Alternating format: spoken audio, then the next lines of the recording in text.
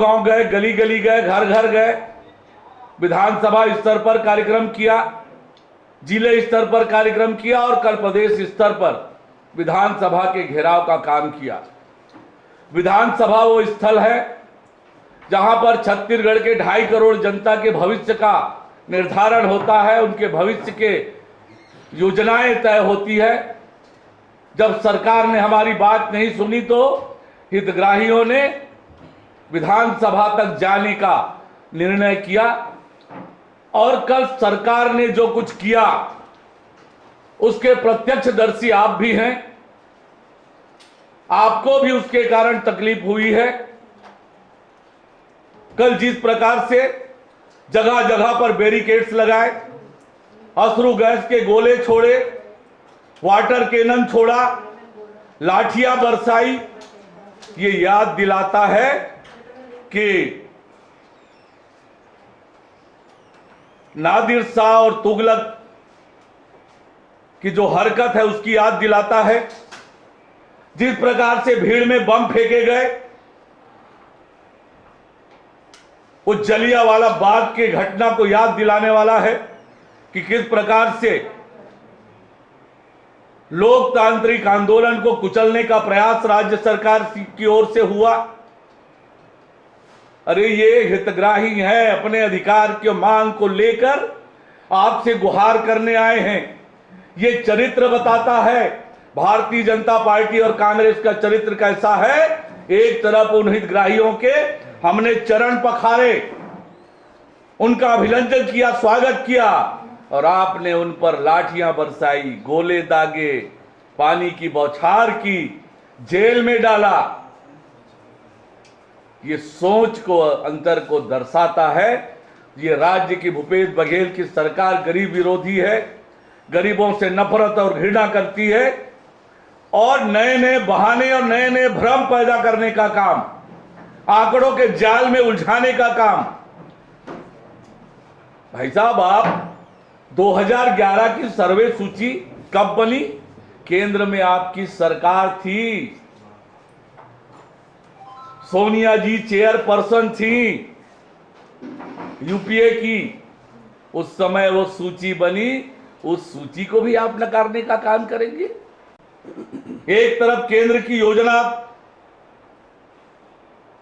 पर आप काम नहीं करते हैं, आंकड़ों पर, सूची पर सवाल उठाते हैं। आपकी नीयत है वो सूची को पूरा कर लीजिए, आप भी सर्वे कराएं और लोगों को मकान देना है जो आपके घोषणा पत्र में है, उसको भी मकान दे। हम तो गरीबों के साथ हैं, आपको सहयोग करेंगे, आपका साथ देंगे और दीजिए मकान। लेकिन पहले जो 2011 और 16 की सर्वे की सूची है उसमें जो हितग्राहियों के नाम है और जिस सूची के आधार पर पूरे देश भर में मकान मिला है, केवल पश्चिम बंगाल को छोड़कर, क्या आप ममता बनर्जी के राह पर चल रहे हैं? ये भी आप स्पष्ट कर दें। ये आपके घोषणा पत्र है जिसमें शहर और गांव के लोगों को आपने आवाज देने की बात की। 4.5 साल में एक कदम नहीं चले। 4.5 साल बाद जब हमारा आंदोलन चालू हुआ तो आप बहाना बनाने के लिए, भ्रम फैलाने के लिए आप कह रहे हैं सर्वे करेंगे। 4.5 साल तक क्या किया आपने?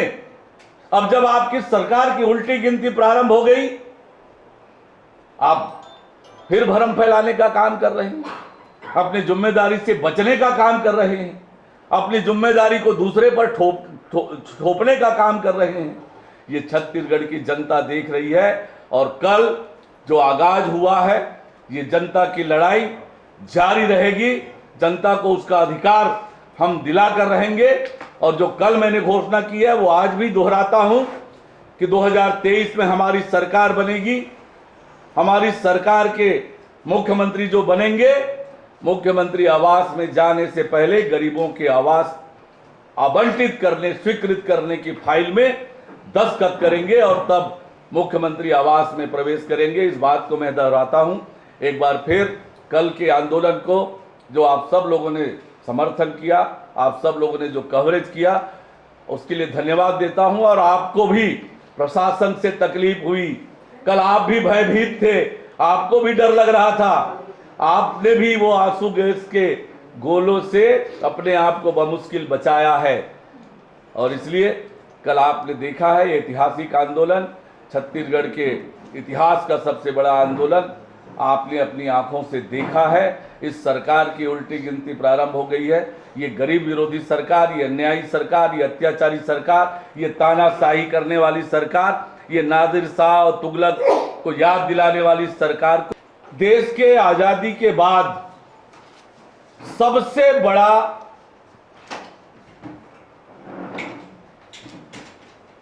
अभियान, महत्वाकांक्षी योजना, प्रधानमंत्री आवास योजना माननीय नरेंद्र मोदी जी ने बनाई,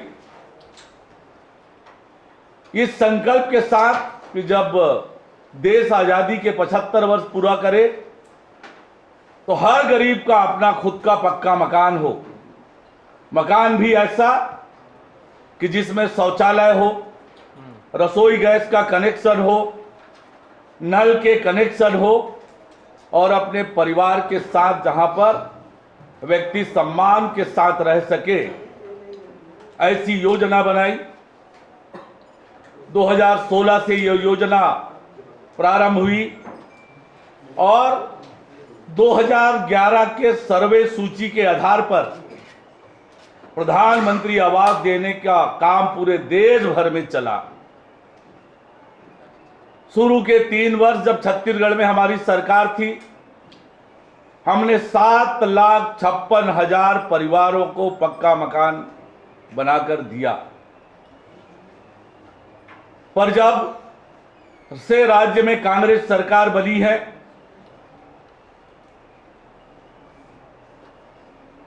कांग्रेस की सरकार ने लटकाने, भटकाने और अटकाने का काम किया।